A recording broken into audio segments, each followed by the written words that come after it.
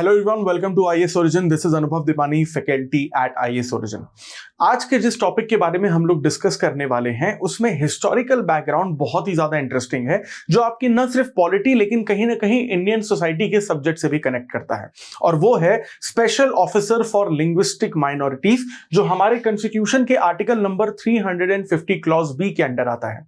अब देखने की बात यह है कि ये जो हमारा special officer for linguistic minority एक कॉन्स्टिट्यूशनल बॉडी है, ये ओरिजिनली आपको इंडियन कॉन्स्टिट्यूशन में कभी भी देखने को नहीं मिलेगा, लेकिन इसे 7th कॉन्स्टिट्यूशन अमेंडमेंट 1956 के तहत ऐड किया गया है।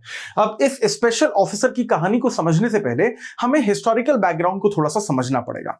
देश जब आजाद हो रहा था 1947 में, तो इंडिया में कई स्टेट ऐसे थे जो इस बात की डिमांड कर रहे थे कि लैंग्वेज के बेसिस पे उनका एक अलग स्टेट बनाया जाए, और इनमें सबसे पहले शुरुआती स्टेट्स जहां पर प्रोटेस्ट शुरू हुए थे उसमें से एक था आंध्र प्रदेश। और आंध्र प्रदेश में 47 से ही प्रोटेस्ट शुरू हुआ कि तेलुगु लैंग्वेज के नाम पर या तेलुगु लैंग्वेज के बेसिस पर एक अलग स्टेट बनना चाहिए।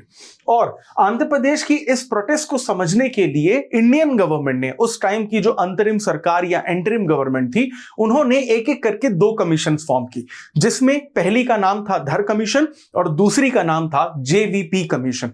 जेवीपी कमीशन का मतलब होता है हमारे 3 यहां के पॉलिटिकल लीडर्स, जिसका मतलब पंडित जवाहरलाल नेहरू, सरदार वल्लभ भाई पटेल और Pattabhi Sitaramayya. So IAS origin is coming up with the new UPSC GS batch, जिसमें आपको लाइव क्लासेस, रिकॉर्डेड लेक्चर, आपको बहुत सारा एक्सेस में मिलेगा, हार्ड कॉपी मटेरियल जो आपके घर तक आपको पहुंचाया जाएगा, डाउट रिजोल्यूशन क्लासेस और टॉपर सेशंस और आंसर राइटिंग जैसे बहुत सारे फीचर्स हैं। सभी फीचर्स को डिटेल में जानने के लिए डिस्क्रिप्शन में जो लिंक दिया गया है उसे क्लिक करिए और आईएएस ओरिजिन के ऑफिशियल नंबर पर कॉन्टैक्ट करिए।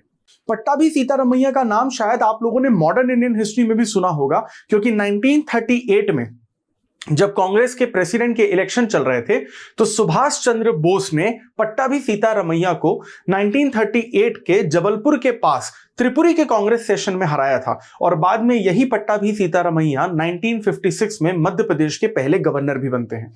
खैर, 1948 में जब धर कमीशन और जेवीपी कमीशन, ये 2 कमीशंस बनवाई गई थी कि लैंग्वेज के बेसिस पे किसी स्टेट को बनाया जाना चाहिए या फिर नहीं, तो इन दोनों कमीशन ने सिरे से ये चीज खारिज कर दी थी कि लैंग्वेज के बेसिस पे अगर किसी भी स्टेट को बनाया जाएगा तो वो कहीं ना कहीं इंडिया में जो यूनिटी है उसको डिस्ट्रॉय कर सकता है या फिर रीजनलिज्म को भी कहीं ना कहीं बढ़ा सकता है। लेकिन इन दोनों कमीशन के नहीं के जवाब के बाद भी आंध्र प्रदेश में प्रोटेस्ट नहीं रुके, बल्कि वो प्रोटेस्ट और ज्यादा वायलेंट हो गए, और सरकार को जब कुछ समझ नहीं आया तो सरकार ने तीसरी बार एक और प्रयास किया और 1953 में फजल अली कमीशन लेकर आई। अब फजल अली कमीशन से हमें यहां पर नाम समझ में ही आ रहा है कि फजल अली इस कमीशन के चेयरमैन थे। फजल अली के साथ साथ आपको 2 यहां पर और मेंबर्स देखने को मिलते हैं, एच.एन. कुंजरू और के.एम. पानीकर। शायद एच.एन. कुंजरू का नाम आपने सुना होगा, और अगर नहीं सुना है तो आपने अपने स्कूल में एनसीसी यानी नेशनल कैडेट कोर तो कभी ना कभी ज्वाइन किया ही होगा, जिसमें आप यूनिफॉर्म पहनते थे और आपको कहीं ना कहीं एक सेमी आर्मी की फील आती थी। तो वो एनसीसी जिसको आपने स्कूल में ज्वाइन किया था, उसी के फाउंडर मेंबर भी थे एच.एन. कुंजरू, और इन तीनों ने मिलकर फजल अली कमीशन इनकी बनाई गई थी 1953 में, और 1953 में बनाई गई इस कमीशन ने 1955 में अपनी रिपोर्ट पेश की, और अपनी रिपोर्ट में इन्होंने ये कहा कि लैंग्वेज के बेसिस पे स्टेट्स को बनाया जाना चाहिए। और फाइनली इसी 1955 की कमीशन के रिकमेंडेशन पर 1956 में state reorganisation act 1956 Pandit Nehru की सरकार लेकर आई, और इस बात को इंप्लीमेंट किया कि लैंग्वेज के बेसिस पे स्टेट्स को बनाया जाएगा। वहीं हम लोग देखते हैं कि इसी स्टेट रीऑर्गेनाइजेशन एक्ट के तहत 1956 में Andhra Pradesh became the first state जिसे लैंग्वेज के बेसिस पे बनाया गया था।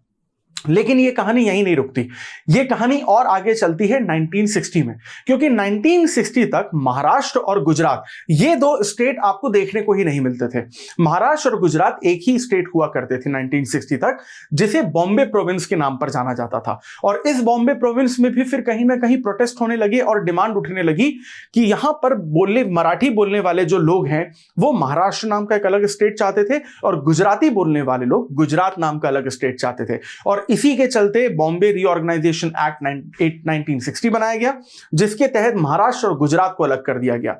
और वहीं उसके बाद हम लोग 1966 में देखते हैं कि हरियाणा को भी पंजाब से अलग किया गया because of this language problem only. और फिर 1971-72 में हम देखते हैं कि हिमाचल प्रदेश को भी पंजाब से अलग किया गया because of the same problem of language issues. और जब लैंग्वेज के बेसिस पे ये अलग अलग स्टेट बनने लगे तो सरकार को ये समझ में आया कि हमारे देश की जो लैंग्वेजेस हैं और लैंग्वेज को बोलने वाले जो लोग हैं वो एक्चुअली में दो कैटेगरीज में इस वजह से बंट जाएंगे, जिसे हम लोग लिंग्विस्टिक मेजॉरिटी और लिंग्विस्टिक माइनॉरिटी के नाम से जानते हैं। लिंग्विस्टिक मेजॉरिटी का मतलब वो लोग जिस भाषा को बोलते हैं उनको बोलने वालों की संख्या लाखों या करोड़ों में है और उन लैंग्वेजेस को प्रोटेक्शन की जरूरत नहीं है, जैसे कि हिंदी, गुजराती, मराठी, बंगाली, तमिल, तेलुगु, कन्नड़ या मलयालम।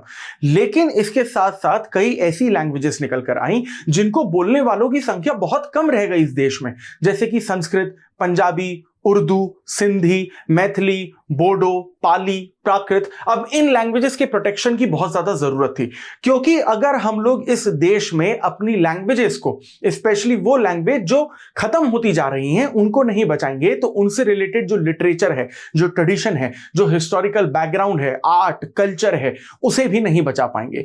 क्योंकि लैंग्वेज है तभी सब कुछ है, और लैंग्वेज को प्रोटेक्ट करना इसलिए भी जरूरी है क्योंकि हमारे देश की सोसाइटी में ये सभी लोग मानते और जानते हैं that we are one nation with many languages. और इन्हीं लिंग्विस्टिक माइनॉरिटीज के प्रोटेक्शन के लिए 7th कॉन्स्टिट्यूशन अमेंडमेंट 1956 लाया गया, जिसके under article number 350 clause B को इंसर्ट किया गया और एक नई constitutional body special officer for linguistic minority को एस्टैब्लिश किया गया, जिसका हेडक्वार्टर आपको दिल्ली में देखने को मिलता है, लेकिन इसकी रीजनल ब्रांचेस आपको इस देश के अलग अलग शहरों जैसे कलकत्ता, चेन्नई और कर्नाटक के एक शहर बेलगाम में देखने को मिलती है। अब कौन person special officer for linguistic minority बनेगा, इसकी क्वालिफिकेशन के बारे में तो हमारे कॉन्स्टिट्यूशन या 7th कॉन्स्टिट्यूशन अमेंडमेंट में किसी भी तरीके की जानकारी नहीं है, लेकिन इनका अपॉइंटमेंट प्रेसिडेंट के द्वारा ही किया जाता है, प्राइम मिनिस्टर और काउंसिल ऑफ मिनिस्टर की बाइंडिंग एडवाइस पर, और इनका रिमूवल भी प्रेसिडेंट के द्वारा ही किया जाता है,